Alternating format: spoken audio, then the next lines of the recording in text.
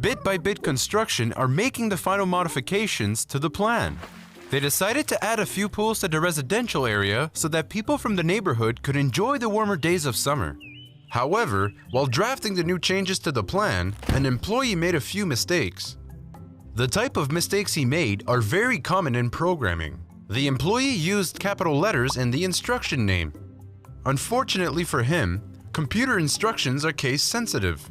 This means that square.draw with an uppercase S is not the same as square.draw with a lowercase s.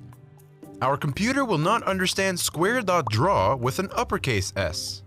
As a general rule, we have to be very precise when giving instructions to computers. We can't forget any symbols, be it a quotation mark or parenthesis. Also be wary of typos when writing an instruction. Now, let's put all of our knowledge to good use by completing the plan. In our code editor, we can see that there are already 2 squares in place for the pool.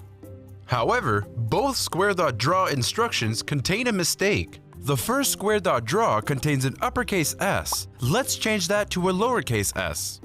Now let's do the same for the uppercase D of the second square.draw instruction. Finally, let's add 2 more pools.